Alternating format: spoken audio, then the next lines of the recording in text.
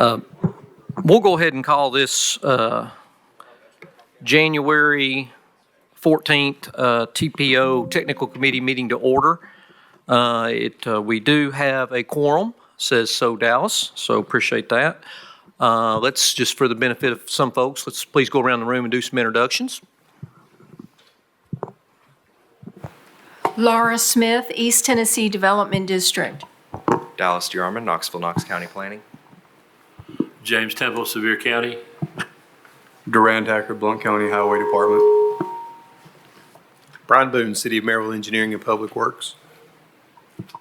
Daryl Smith, Town of Farragut. Amy Brooks, Knoxville, Knox County Planning. Doug Burton, TPO Coordinator.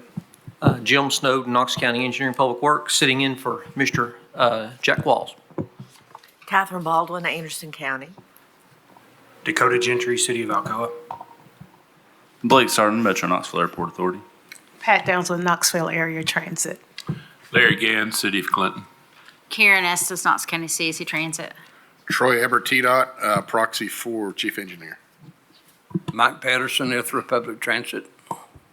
I'm Tom Kloibo with City of Knoxville Engineering. Appreciate everybody's attendance. Dallas, do we have anyone on Zoom that needs to be introduced? No, we don't. No, sir? No online participants? We'll go ahead and skip the common acronyms. If anybody has a question, we can talk about that in detail later on. Item number 2 on the agenda is the minutes from the November 12th, 2024 meeting. Is there a motion to approve? So moved. And a second? Second. Motion and second. Any discussion about those? Seeing none, all in favor say aye. Aye. Aye. Opposed? Ayes have it. Number 3 is election of officers. I'll turn that over to Mr. Doug Burton. Thank you. At the first meeting of each year, we're supposed to address the election of officers. Now, we have a chair and vice chair, and so it's a 1-year term, but they can do 2 years maximum, so back to back. So both Jack Qualls, who was our chair, and then Jim Snowden, our vice chair, they have served their 2 years. So this year we do need a new chair and vice chair. In your packet, attachment, you can see on the slide, but we have even a bigger list in the packet that shows all the vice chairs and chairs back to 2007. Now, it's up to the tech committee. It's your preference, but prior history, we typically elevate the vice chair to chair. And then for the vice chair, if the chair is like of Knoxville, Knox County, Farragut, we often try to pick someone from the region to be the vice chair, or vice versa. If the chair was someone from the region, then we kind of rotate those back and forth. But once again, this is up to the tech committee. That's not in the bylaws.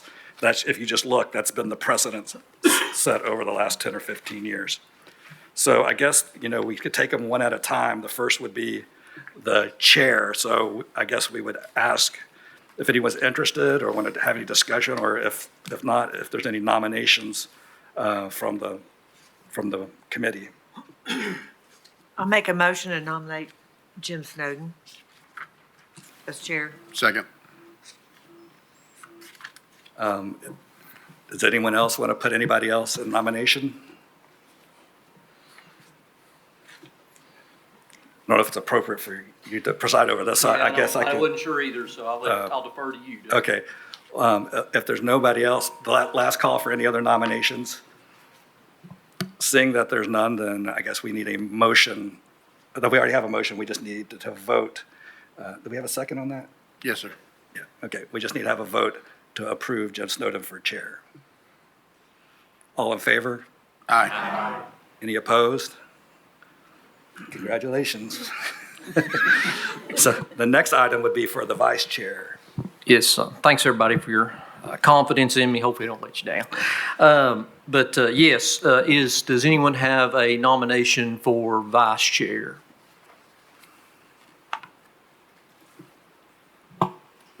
I make a motion, we nominate Jim Clabo as vice chair. Tom Clabo, I'm sorry. Is there a second? Second. Motion made and second. Is any discussion? Any other nominations? Not that it runs contrary to what Doug said, but you often do like to find representation through the whole region for those chair and vice chair, but I like both those folks. I think they can represent the region well. Okay. Seeing no other discussion, all in favor say aye. Aye. Opposed? Ayes have it. Congratulations, Mr. Claybo. Did we ask if he wanted? He was voluntold. I don't think I have a choice. Item number 4 is the fiscal year 2026 to 2029 TIP program update. Mr. Craig, please. Thank you, Jim. And just seeing that fiscal year 2029 we're talking about already, I'm an old person. Wow. All right. But again, this is something that we do periodically. The current fiscal TIP, we're kind of getting through that significantly now that we're in fiscal 2025. We're partway through. We always have a bit of a transition year with 1 year that overlaps between the two. So this development is to develop those coming 4 years, starting after the current fiscal year. So with this update, we'll talk a little bit about the draft schedule, briefly touch on the project call, some summary, want to have some conversation about programming policies and review. We made some changes last time. We've got some slight tweaks and one additional thing to consider as we look at revising those items, and then allow some time for discussion and questions. Keep in mind that we are having a workshop following this meeting directly that's more specific for question and answers and a little bit more details on where we are with funding and what the project call looks like. Real quickly, the draft schedule. Of course, we are kicking off with the workshop today, and I have that date wrong. Today is not the 11th. Nor is it 2024. That slide needs updated. So January 14th, 2025 is today with the workshop and our discussion here. That project call slated to open this Friday and running through the end of February. We'll work on getting some operation and maintenance information that we bring in, project scoring. Largely those will be projects that we hope are already either in the existing mobility plan or included in the 2050 mobility plan that we've been working on, kind of wrapping up the draft on right now. We'll get projects from TPOt. Draft tip in May, reviewing that through this committee and board. Then in June, July and August review from Federal Highway and our partners there in FTA. Targeted adoption in October, which is kind of this normal typical schedule. And then there's post-adoption time periods where we get the final approval from our federal partners and the funds that are available as we get into fiscal year, or I'm sorry, that is calendar year 26 in January would be when the new tip would be available and operational, and the old tip then ceases to exist because you only have one at a time. Again, there's that project call summary, opening this Friday and running through. Top level dollar figures that we're looking at as far as what would carry forward, as well as then projected for revenue available during fiscal year 26 through 29. LSTBG program, about $126 million. The TAP program, just under $12 million. Carbon reduction, which is a relatively new program that came through the bipartisan infrastructure law, $9.3 million. And we'd also point out that while we are not projecting revenue here, this project call is also going to allow us to, we encourage submitting projects that would be eligible for CMAQ PM 2.5 funds, and we will work with the TDOT Air Quality Office to work on getting programming authority for those projects. Again, not projecting a dollar figure right now at this point, but we do encourage applications for those projects. Real quickly then, this would be, as we had done last time, the form's pretty similar to last time. There's a rollover form for existing projects that you were in. When we were developing the project list for the mobility plan, most of y'all kind of submitted some information. So we've got a fairly decent look at what we're looking at for rollover projects. And then the simplified rollover form and a more detailed new project form for items that were not included in the current tip. I will pause for a moment before we get into policy discussion if there's any question about any of those high-level items. If there are none, I will proceed. So the delayed project policy, small tweak on what we're doing here, and this is where, as we're working through the project tracking, this is kind of a carrot and stick sort of scenario, and it's a stick that we don't want to use, and we have not applied that. But if projects become delayed beyond the existing fiscal year and the subsequent fiscal year, theoretically, through a conversation with this board and executive board, funds can be rescinded from a project if projects are not making adequate progress. Again, it's a policy that is really kind of a break glass in case of emergency scenario, but it does allow us to have transparency in that discussion, and we'd like to maybe be a little more proactive in providing that information to the board for consideration.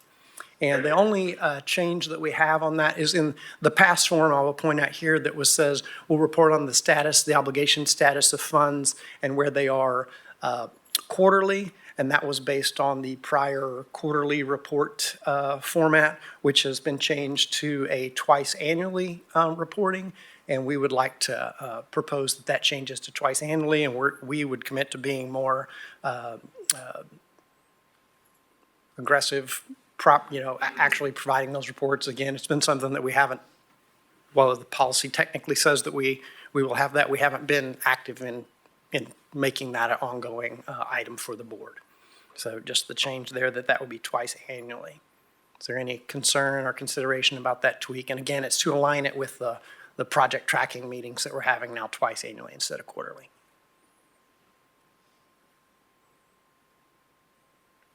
Bueller? I will assume there are no concerns with that, and we will proceed. Cost overrun and funding contingency reserve policy. We had a lot of discussion on this last time. The prior tip cycle, we had a 5% contingency reserve, and that definitely would have been a case if we had not had some other funding that came in that allowed us to kind of make projects whole with some stimulus funding and HIP funding that was came out of Congress. This past cycle, we did increase that dollar figure up. There was discussion about how exactly we want to handle that. When we were working through the items, we had an aspirational figure of 10% of overall funding that we were going to look at for the target. As you may recall, we really were challenged with fiscal constraint last time, and we were not able to add any new projects. Ultimately, we settled back at 9% of all revenue in as the contingency reserve, and that was strictly because that was the amount that we could constrain while keeping all of our projects in the program that were previously had been awarded. The only change that we are looking at is to go back up to, I'd like to add that additional 1% that we weren't able to constrain last time. So rather than 9% of the program, we do 10% of the program. If you recall, we had $126 million, I believe, on LSTBG. So we're talking about adding about $1.2 million on the STBG side, relatively smaller figures on that the TAP and the carbon reduction program. Current policy context there, as you see on the table, again, that $9 million, when we set up the program, we were really at about $100 million on STBG, so we, again, $9.9 million was reserved. Current overruns, we've had 5 within that portion of the program, for 5.6% of the program. We're having discussions, I know, with City of Knoxville right now on an additional one that's probably going to put us in that range that would be above that. So I would certainly suggest that we do increase that figure back up to 10%, and that applies across all of the phases. We've had fewer cost overruns on those other programs, but they're much smaller. The number of projects in those programs is fewer as well. So, any questions on that? Craig, I've got one quick question. Just as a what if we had a project that ended up going over more than what's allowed,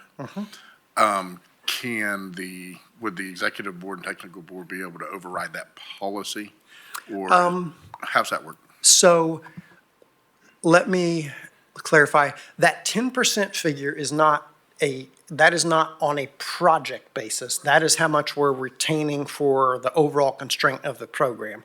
Fiscal constraint for the TIP, as you know, is not optional. So if there is one that is over, we would have to have a conversation with that partner, and then ultimately and let me also clarify, cost overruns are approved by the technical committee not by the executive board. This is the body for that. But those, when we're having those conversations, and we're having that with the city now, we would, if it busts that number, we have to move something else out. Or contribute local funds or some fashion that would be there. So this is to allow us to generally be able to accommodate those projects within the program. But if we run into the math doesn't work, Sure. then we Yeah, you have can to move something overmatch. else. Is there and I may have missed it on the previous slide, is there a magic cost overruns in excess of 25%? That's what I was getting at. Yeah, so cost overruns, those figures, in the past, if the funding was available, staff had the authority to approve those projects. There was no executive board review, technical committee review. Staff approved them. We said, okay, does the math work? We can go ahead and proceed it.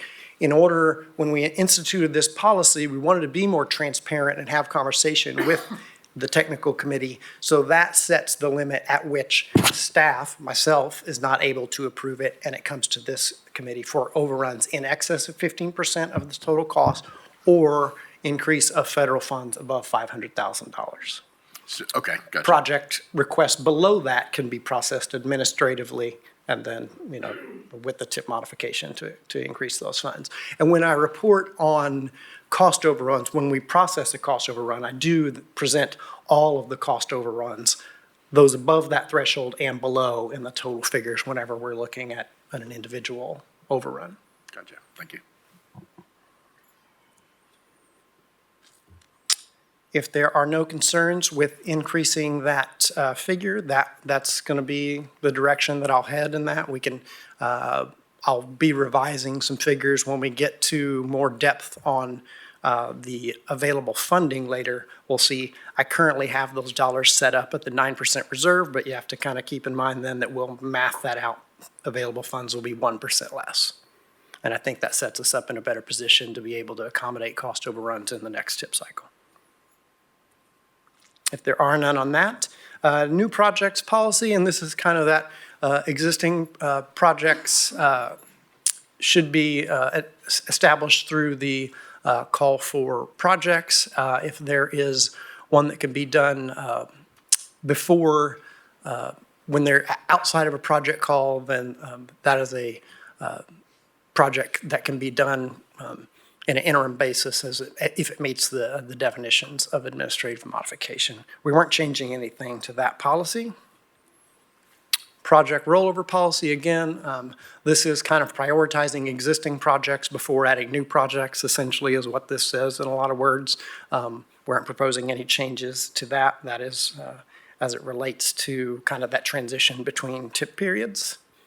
One proposed new policy, and this is really not a TPO policy as much as it is an acknowledgement of the CMAQ policy change that TDOT has been rolling out. And in the past, we talked about this and made some, we're working on making some changes to the existing program, but there was a letter that came out from TDOT, and then they were having challenges on getting CMAQ funds obligated in a timely fashion in order to make an effort to move forward more functionally with that across the state. They are directing their TPO partners to initially program only NEPA and design phases for CMAQ funded projects.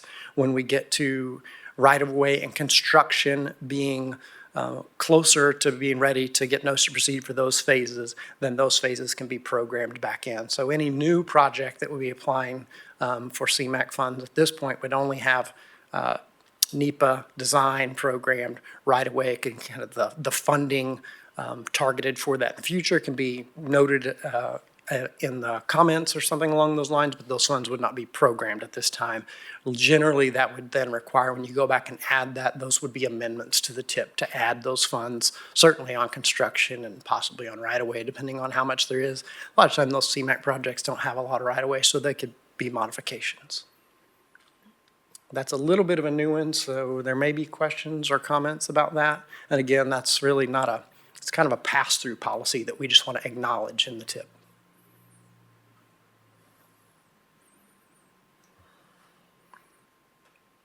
Y'all have no questions today. And then I guess let's, if you have other questions, we will get into more details on the project call and the workshop afterwards. If there are none. Hey, Craig, are there any statewide partnership projects in the existing TIP?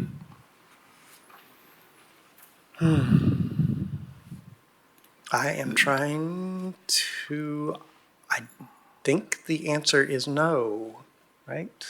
Yeah. Yeah. Okay, yeah, one of the reasons we have Level Road in our community, obviously, is part of that Shawd Road. We've actually asked TDOT about that and hopefully to get that in there and use our LSTBG money on the 80%. So I was just inquiring. Yes, please. Yeah. We're hopeful that that will be the case for this project call, that we'll be able to reflect some of that partnership for some of those We important asked for projects. that last year and hopefully this year. When do we anticipate that announcement of this 10-year plan? SPP. So I talked to Steve Borden this morning. Got a quick update from him. I saw a thing on the news that said that TDOT received $70 million in Helene money. We asked for 512. I was freaking out a little bit. It's okay. We got the entire amount that we requested. What we didn't, and that is just a release of funds that has come out. So we did get the $512 million that we were looking for, or over $500 million that we were looking for sure. So those monies are coming through, and that will help the 10-year plan and SPP information be able to roll out. So we're looking at that. We've been told March, April, this spring, the legislature should be able to come out and give us our list and tell us what's going on. We were holding on that legislation to come out. So now that that's been passed, when you see money, they're saying, hey, TDOT got $70 million. That's just a little bit that's coming. We've got over $100 million. We got 32, I think, originally, and then this. So they're giving us chunks to keep the lights on and keep things moving. And then, but the funds are coming. So that's good news. So spring is all I can really tell you right now, Jim. Thank you for that update, Troy. Thank you, Craig. Anyone else have any questions in regard to item number 4? Yeah, Mr. Boone. Yeah, just to follow up on that, I mean, that's the timing, I guess, Troy. I think what we're still hopeful is there'll be a demonstration that some of these local projects on state routes that are into the point of right-of-way or even into construction, that there'll be a gesture that SPP will work for them the way that it's intended. So you don't have any inclination that we'll start to see some of these projects actually get SPP funding to displace regional funds. Yes, that is definitely our hope, and that's what I'm wanting to see too. That's one thing that our Deputy Commissioner Preston, he doesn't want to leave anyone out that's really wanting to come to the table and help and work with us on these projects. So the first set went through, we saw some, it was a new thing for us. So the second one has come out. That's the one we're in right now. We're looking at that, and then the disaster happened, so we're in limbo just a little bit on that. But he definitely, that is one of his goals, is to make sure that we can do everything we can with our local partners. But going through this preparation for the 26 to 29 TIP, we've got no choice but to assume it's going to be local STBG with the hope that some of those funds will be displaced. Otherwise, you can't assume anything, right? Yeah, hopefully we can come back and do some pretty big TIP amendments in July. Yeah, well, in that case, that actually would be a situation where we would be revising through the draft period. Oh, okay, so we're still being good. Well, I guess we could do one of two things. Craig, is your mic on? We could modify the existing TIP to reflect any awards. Right. If it is not, if those items are not ready to have notice to proceed, where they're going to move forward and have an action, we could also reflect it in the new TIP and have it proceed that way. So that would be a conversation. Yeah. So.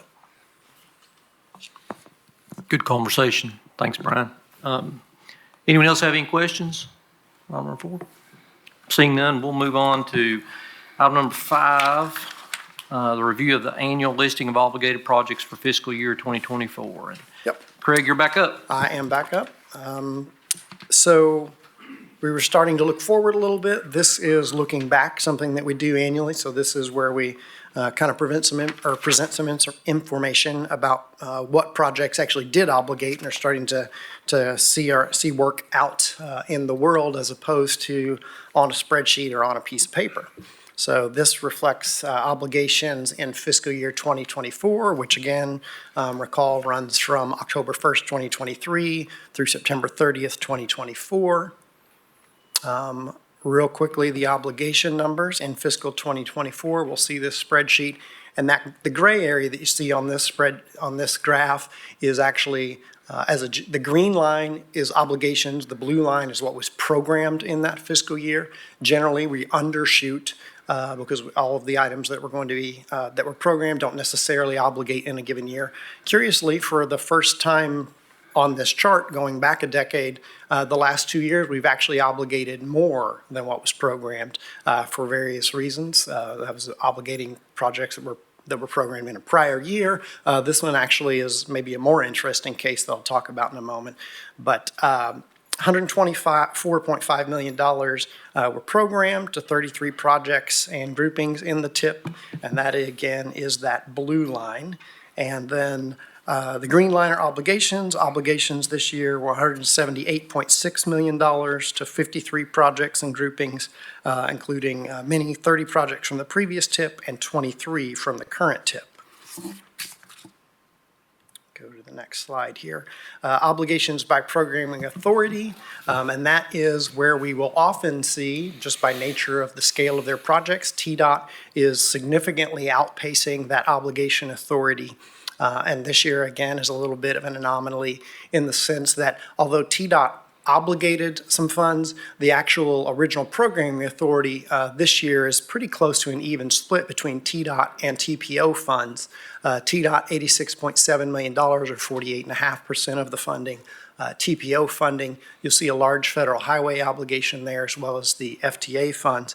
And that was, if you may recall, back in the summer, we talked about that funding swap scenario in order to put TDOT in a better position to statewide compete for reauthorization funds in August, which they did ultimately compete very successfully and brought more revenue to the state.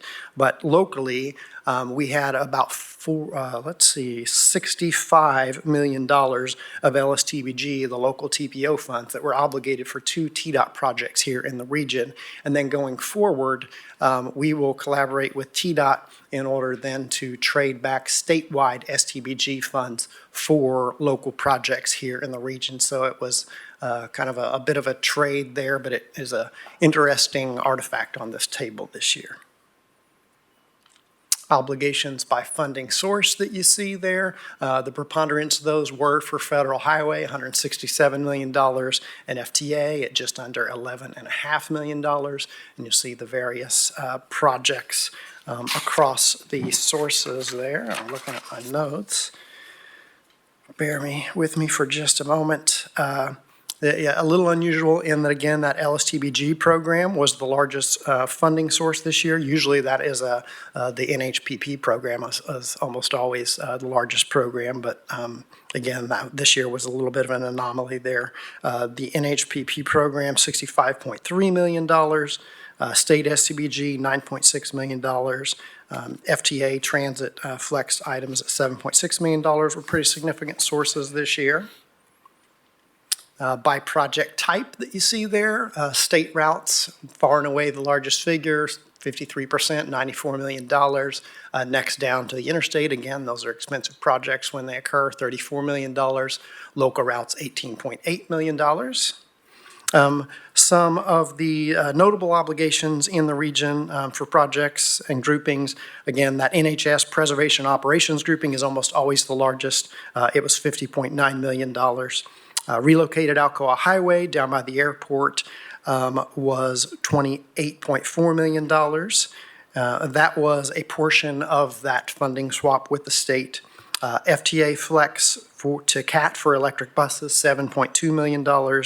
Sevier Avenue South Waterfront roadway improvements, $6.8 million for the construction phase, just snuck in at the end of the fiscal year. Carpenter's Grade Road, $6.6 million. Maryville's project for the construction phase. And we had a $5 million obligation for Washington Pike for the city as well. Let's see here, TPO managed funds, this is another thing to just kind of take a look at. We're always trying to manage those as best we can to get funding obligation. You'll see a very odd anomaly there this year on that one. HIP, which is a funding source that there are none actively going on that. Those are kind of either special allocations from Congress typically, so we still had some in fiscal '24 that were obligating. There are no HIP funds other than a couple of special allocations for projects that's still available. So we may see some this year, but it won't be much. The amount that was programmed, 661, and 511 was obligated. There's that big LSTBG obligation, and again, that was largely that large swap, and you'll see that that's much above what was programmed, 239%. TAP funding didn't have much movement this year. Hopefully we'll have some more next year. $5 million programmed almost, and less than 300 obligated. Carbon reduction, those are new, relatively new projects being a new program, and we didn't have anything that went out the door on that program this year. If we look real quickly at just where we are on the revenue for the year, $70 million. There was $54 million nearly that rolled forward. The allocation for fiscal '24 was $13 million. That TIP program that you see there, $31 million. And on paper, what rolls forward to fiscal '25 is $35.1 million. And that's what we currently have programmed in the TIP 27 almost. Same picture here for the TAP program. Rollover $3.4 million, allocation 1.6 for a total of 4.9. We've got 3.4 programmed. Some of that rolls forward again on paper, and we would have $2.6 million programmed for fiscal '25, and you've rolled over 1.6, and you'll get 1.6 again for the allocation in '25. Carbon reduction, very similar picture. It's actually a very similar size program to the TAP program. Revenues 4.7, committed to projects 2.6, and 2.1 rolls forward to fiscal '25. The link was in your packet, and you can certainly take a look at that, and any of the previous years are up on our website going back for a decade and a half, I believe. Again, we'll continue to look at that contingency overrun policy and provide updates to where we stand on the overall program. That's a lot of words. Thank you, Craig. I was just going to say, I really appreciate Craig putting this together. It's a requirement that we do federally, and it takes a time to wrangle this all together and make sure the projects that we're looking at fit within the time frame. So it's a lot of work, but I think it's important to be transparent. So appreciate it, Craig. Mm-hmm. Thank you. If For there sure. are questions? Good work, Craig. Any questions for Craig? Seeing none, we'll move on to item number 6. Mr. Conger will present this item, the Mobility Plan 2050 update. Thank you, Mike. Thank you, and I'll give you a break from Craig, but you'll get me here for the next few items. This is just for your information, as we've been doing regularly, updating you guys on the progress of the Mobility Plan 2050 update. So the big thing now, we're hitting the home stretch and working through the projects that were submitted. Timothy, our consultant with Stantec, presented this slide last time. A lot of it is made up of rollover projects from the previous plan. As you guys know, it takes a while to get the projects implemented. So there are around 120 rollovers and then roughly 40 new projects that were applied for. And you see the breakdown, predominantly these are roadway projects, and we're talking about these highway side of funding. We do have an ArcGIS online map that we've sent a link to you. So as I mentioned, with project selection, that's the big thing we're in right now. We sent an email to you guys. Everybody should have received that has roadway projects or other transit capital projects. Should have received that last week. If you didn't, let me know. We're asking you guys to take a detailed review of this, make sure we've got all the projects that you requested in there and the details of those are accurate, the name and termini, so forth. Then the big thing is that we've, as staff, Craig and I mainly, looking at the revenues and the cost of the projects in a big spreadsheet and doing pivot tables and saying what revenue is available by these horizon years going out to 2050, roughly in 5-year increments, what the eligibility of each project is and what it could fit in with that. Tried to do our best to make sure we could have the fiscally constrained plan, those projects in those years. And I laid out some of the methods we did for selecting those. A big part of it, again, is the rollover projects in the current TIP. Those are kind of our first blush. We want to make sure those get carried forward. Then we look at the newer projects, and this little snippet here on the side shows we did have an evaluation by our consultant of the projects, scoring against those goals. I wouldn't say this is a predominant method of selecting projects, but kind of can be used as we're comparing ones under consideration. And a lot of other factors go into that with cost, availability. A smaller project may fit in, whereas a larger one would not. So there are a lot of things. So we've taken, like I said, just kind of a shot at this at the staff level, and each one of you had a chart just of your projects. What I've handed out today is all the projects sorted by the county that they're in. So that's should be at your table. Just so you can see what all the projects are. But mainly we're asking you again to focus on your own projects, and if that horizon year we've selected does or does not work with what you're seeing, or your own local priorities. So we're happy to meet with you guys as needed. Some of you have a longer project list than others, and talk through that. So just let me know as soon as possible if you have any questions or want to discuss. So that kind of just leading in the next steps in timeline. We're kind of in a little bit of a rush mode to meet our deadlines. We do have a hard deadline of air quality conformity by the end of May, which means we need to adopt the mobility plan in April, and you back off of that with the required federal and state review periods. We're looking to get a draft plan out to TDOT as soon as the end of this week. They have 30 days or so, and then following that, we're planning to do a concurrent federal highway and public review during basically the full month of March, and then again, adoption would be scheduled for the April meetings.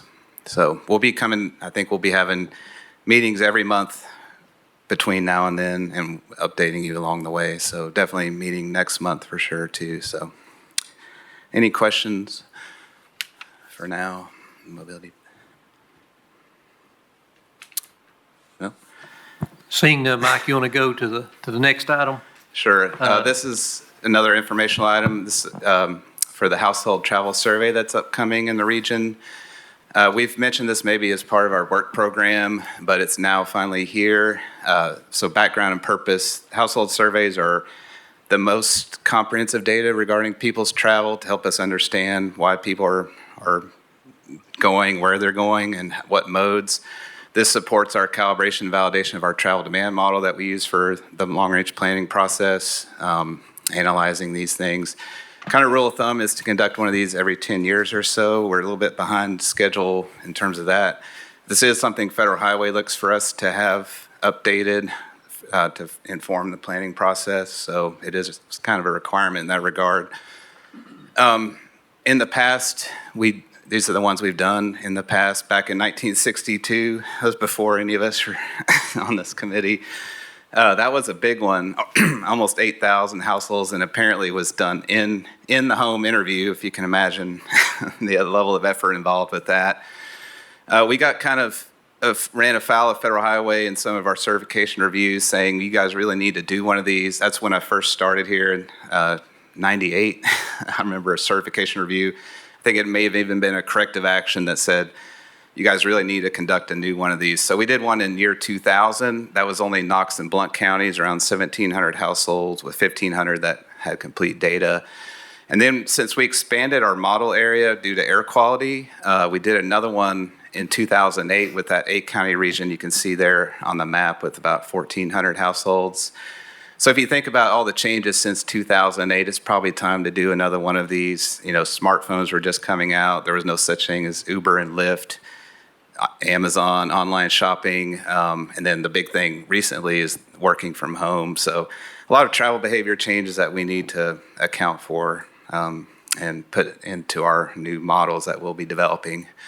So these are significant undertakings and ask a lot of the respondents to do. So this kind of a snapshot of what we're asking them on a daily basis. Mostly it's just a one day. They can't participate for up to a week, but basically tracking all their travels during the day This is just an example how you may have left with a child to go drop them to school. You go to get coffee on the way to work. You go to work. You might take a walking trip at lunch and then back to pick up your child and stop by the grocery store. So we want to track all that, ask people to report all that information. Of course, it used to be on a paper diary in the old surveys, and now it's all electronic, assuming people have that capability of computers. So there's just tons of information, very intrusive as far as, what we ask people to provide, all their demographic and economic information so that we can then relate that to their trip-making behavior.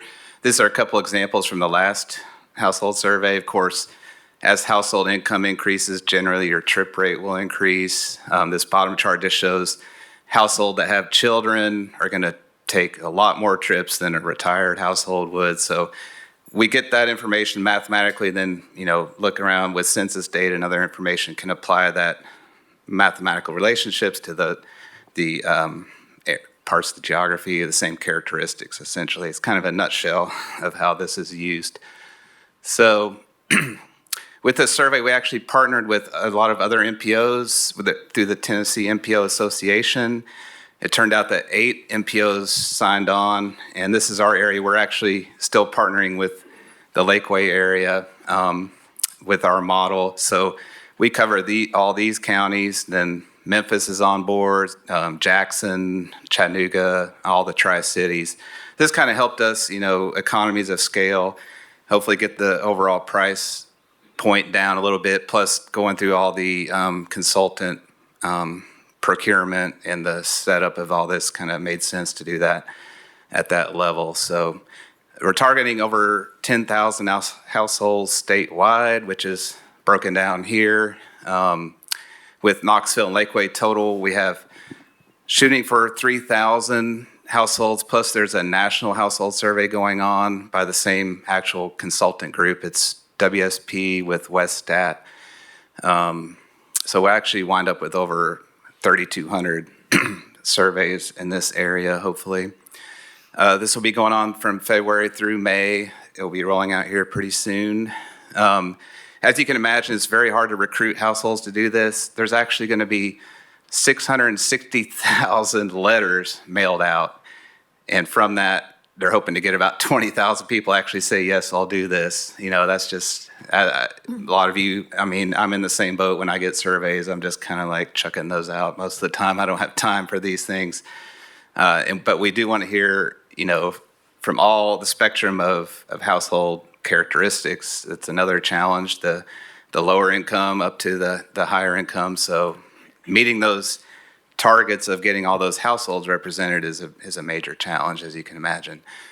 So there's already a website set up that will kind of handle all that recruitment, and then your actual reporting process. It's called mytravelscount.com. You can check it out if you like. You may get a letter in the mail too, so just keep your eye out for that.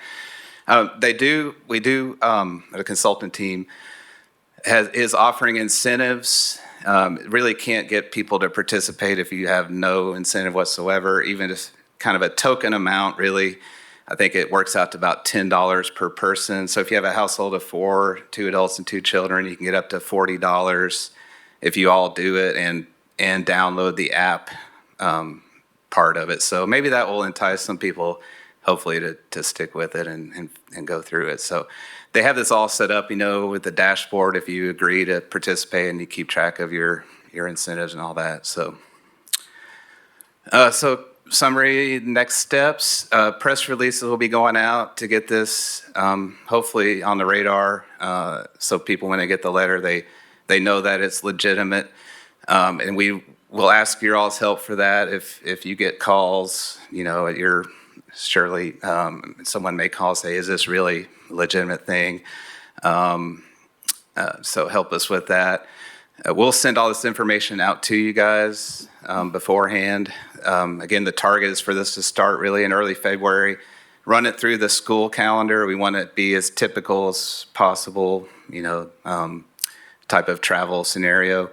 So this spring, and then after it's completed, of course, we'll be getting all the data, be able to compare it against previous reports, and we'll share that with you guys with any other updates along the way. And then following that, we do plan to update our travel demand model, the previous one based on that '08 survey and kind of been patched along the way. We're kind of due for a whole new look at that. So we already have a consultant under contract to do a visioning kind of exercise with you guys and look at what's involved with that. And then the costs that are associated. There's a big spectrum of these models of how complex they get. So that's a quick overview, and if there are any questions, I can take those. Seeing no questions, Mike, thank you for that update. The last Last but not least. discussion item is also, Mr. Mike, number 8 is safety performance measures discussions. Right. Go ahead, Mike. All right, one more for me here. So we want to talk to you about safety performance targets. As many of you have been on this board for a while know, we do this annually. This is actually the 8th set of these. They're due by the end of February. And so normally we're presenting these to you and asking you to adopt them in the same meeting. This time we wanted to give you a little bit of time to think about options here, either supporting state targets or doing our own local targets. Instead of just doing that in one meeting, you can kind of think about it and discuss today, and then we'll bring it back next month for the final decision. These are the statewide targets for this round. As you can see, they're all increasing. There's 5 different measures here. Number of fatalities, fatality rate, number of serious injuries, serious injury rate, and non-motorized. So unfortunately, the trend is continuing to increase, as I mentioned here. There's my thing. So this is actual data. Year to year on blue, and the orange is a 5-year rolling average. So what TPOt does is they have to project 2 years of data to do the 5-year target.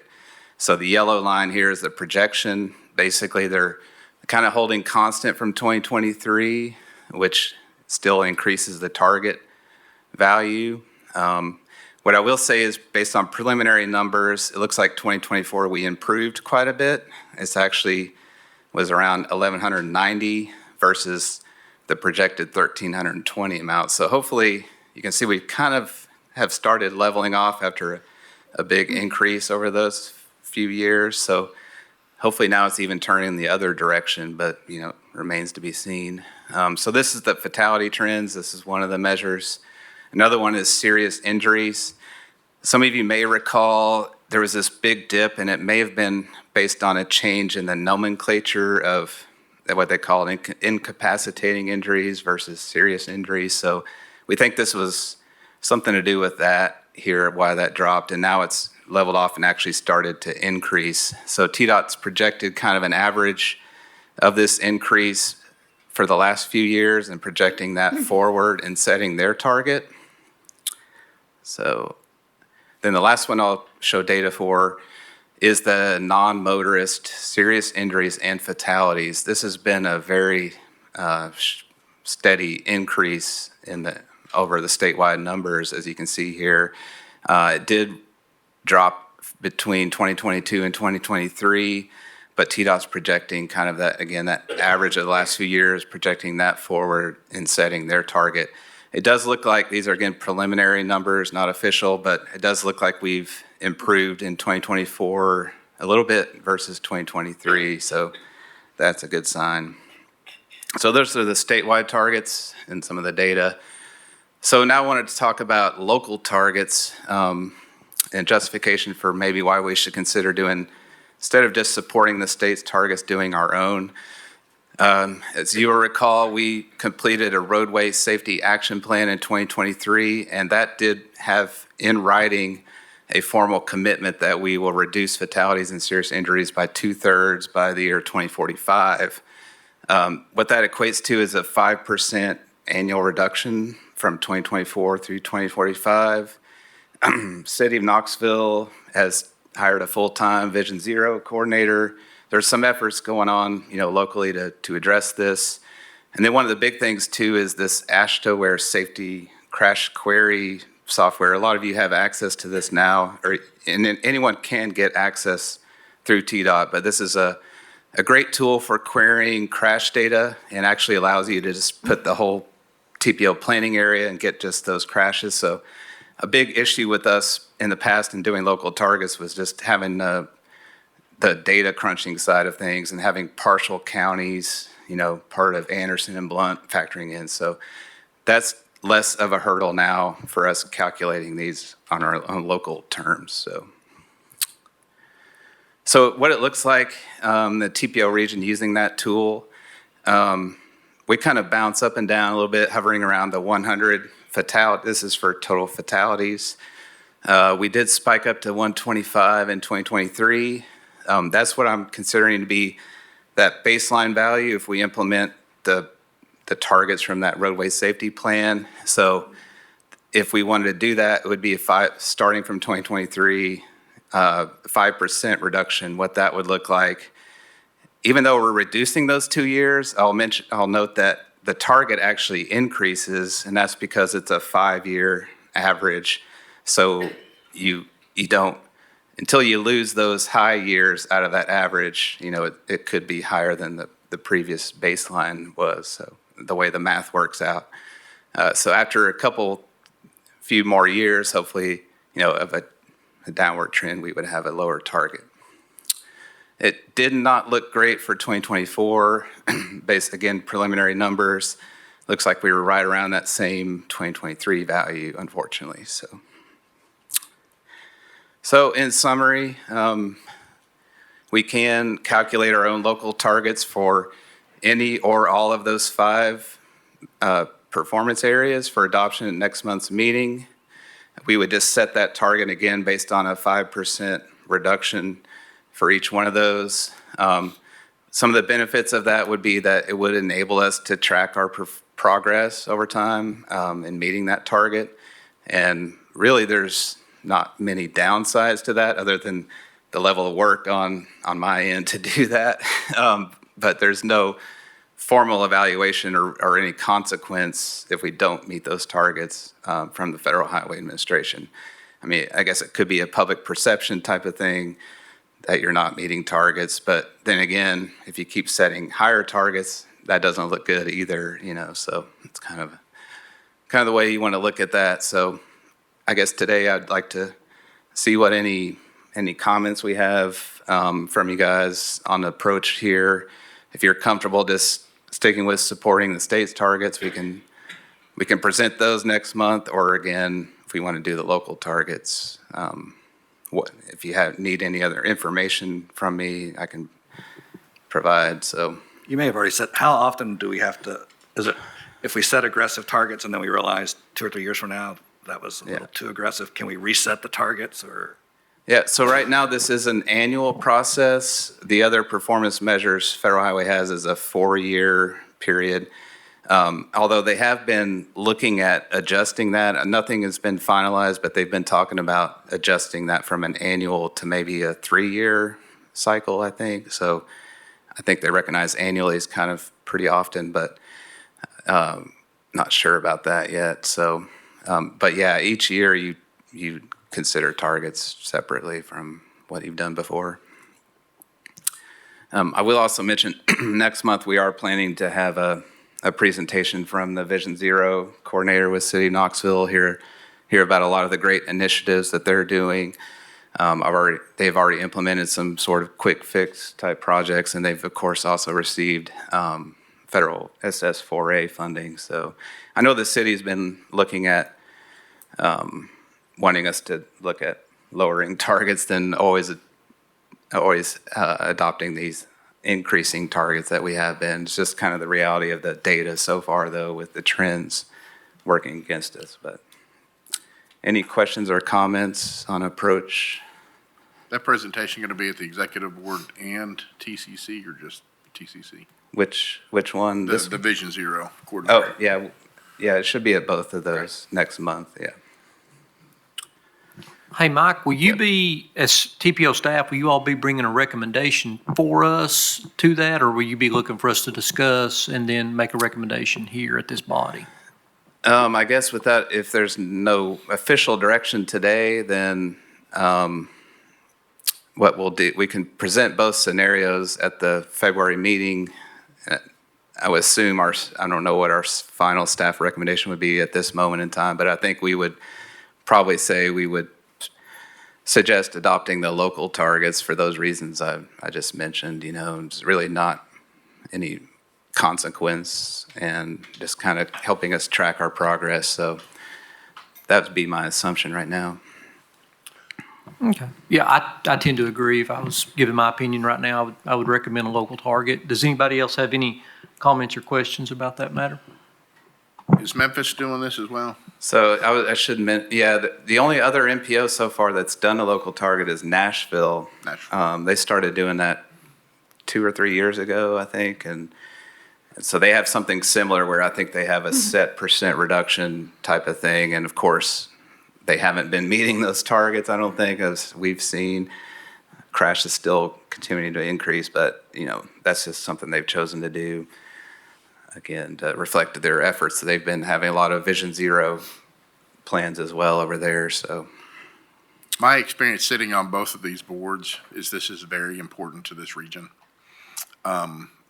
We would be the second MPO, like he was saying, in the state to set your own standards, which are great, but a lot of the hard work's been done, and that's that baseline for that action plan and the work that Mike and Doug's staff does on this. So, and if they're willing to push and go through and do that at the direction of these boards, I think that's a really good thing.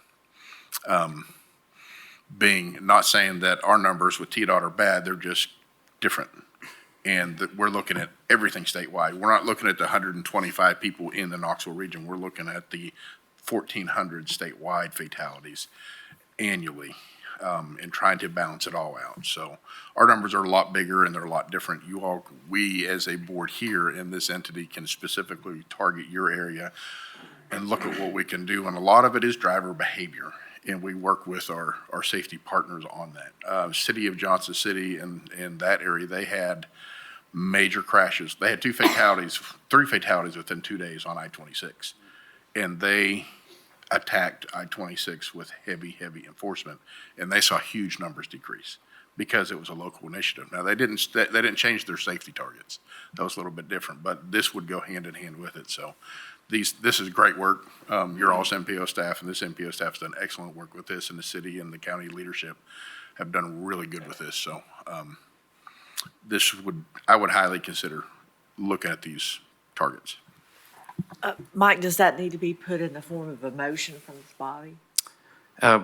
We weren't really, I guess, looking for official action today. I'm not saying you can't do that if you prefer that route, but I don't think it's totally necessary. Again, the formal adoption would be next month, and just kind of want to get this on your radar now, again, instead of just having to deal with it all in the same meeting and making that decision on the spot. So hopefully this helps in that regard. I mean, I'll put it in the form of a motion. It seems to be a consensus looking around the table. I think it's also important for our more outlying cities when they're prioritizing what projects to undertake. Personally, I think pedestrian things don't rise to the surface as much as they should, and especially from an enforcement standpoint. Giving people tickets for not stopping at crosswalks, that is just non-existent. Right. And I know in some area, Asheville, North Carolina, if you don't stop for a pedestrian, it's a significant difference in the fines, and we just turn a blind eye to it. So I would put that in form of a motion. Is there a second? I'll second. Doug, with this question, with this being on the agenda as a discussion item, is this, can we move forward with a vote on this? Well, I was thinking about that. It seems to me you're making a motion for us to do the local targets, but we will still come back in February with specific number targets, right? Mm-hmm. You didn't have, did you have those 100%? I don't have all the data for one thing. The end of the year, 2024, that AASHTO platform actually only goes through mid-November right now, so I kind of had to supplement on that for that fatality measure, but those other measures I'll need to hopefully have that updated before then. So I didn't have hard numbers today. Right. So I'm kind of viewing you're giving us direction to do the local targets, but we will bring you back in February the actual number, and you can re-vote on that. Understand. One measurement I'd like to see if there's any ability to find is how many tickets are issued by law enforcement for pedestrian violations, not stopping at a crosswalk. You mean Or on not- the motorist side or pedestrian? And you're not talking about jaywalking, or you're talking about? No, I'm Yeah. talking about a ticket given to a vehicle for failure to yield to a pedestrian. All right, I'm not totally sure how readily available that is, but we can It's check it and probably zero. But probably a low number. I think that would be a metric that would speak to local governments and local police enforcement about, you guys are turning a blind eye to it. You can't tell me they don't see it. I see it all the time. So I can't understand why we don't take it more seriously. There might be post-accident, like a lot of times if you were to hit someone who you should have been yielding to, they may have issued a ticket, but I don't know how much proactive it's done. But we can see what we can find. I mean, I personally walk a lot, the near misses. And I've seen cops around and, you know, they literally don't pay any attention or just don't feel like it warrants a ticket or their interest. And maybe if we presented that to the politicians, they would view it differently and take action to see if that number can't go up.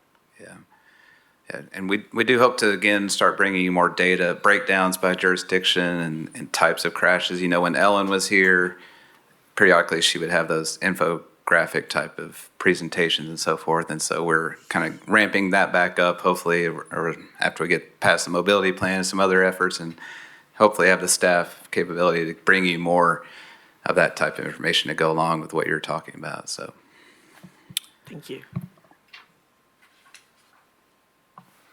Do you have something, Troy? I was going to see if you clarified the motion. That's a good point. I was going to ask that. I was going to ask the motion maker if she could please clarify what the motion is, please.